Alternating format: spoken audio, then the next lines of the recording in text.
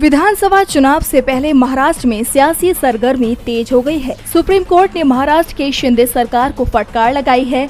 Supreme court ने one भूमि पर इमारतों के निर्माण और प्रभावित निजी पक्ष को मुआवजे देने के मामले में जवाब दाखिल नहीं करने को लेकर महाराष्ट्र सरकार को फटकार लगाई है। कोर्ट ने कहा कि महाराष्ट्र सरकार के पास लाडली बहना और लाडला भाऊ जैसी योजना के तहत मुफ्त चीजें बांटने के लिए पैसा है, लेकिन जमीन के नुकसान की भरपाई के लिए नहीं है। Justice BR Gavai, justice KV Viswanathan और जस्टिस संदीप मेहता की बेंच ने राज्य सरकार को जवाब दाखिल करने के लिए 13 अगस्त तक का वक्त देते हुए कहा कि अगर आदेश का पालन नहीं किया गया तो चीफ सेक्रेटरी को कोर्ट में पेश होना होगा।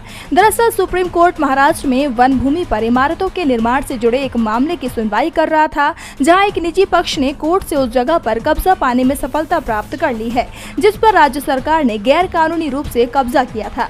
सरकार ने दावा किया कि बताई गई भूमि पर आयुध अनुसंधान विकास प्रतिष्ठान संस्थान यानी ARDEI का कब्जा था, जो केंद्र के रक्षा विभाग की एक इकाई थी। सरकार ने कहा कि बाद में ARDEI के कब्जे वाली जमीन के बदले निजी पक्ष को दूसरी जमीन अलॉट कर दी गई। हालांकि बाद में पता चला कि निजी पक्ष को दी गई अलॉटेड जमीन को वन भूमि के रूप में अधिसूचित किया गया था। कोर्ट ने महाराष्ट्र सरकार को फटकार लगाते हुए कहा कि 23 जुलाई के आदेश के अनुसार हमने राज्य सरकार के हलफनामे पर भूमि के ओनरशिप पर अपना रुख साफ करने का निर्देश दिया है।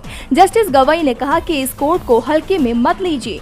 आप कोर्ट के हर आदेश को ऐसे हल्के में नहीं ले सकते हैं। आपके पास योजनाओं के लिए पैसे हैं, सारा पैसा फ्रीबीज का खर्च कर दिया। आपको पैसा जमीन का मुआवजा बांटने में लगाना था। ऐसे में शिंदे सरकार की मुश्किलें बढ़ती नजर आ रही हैं।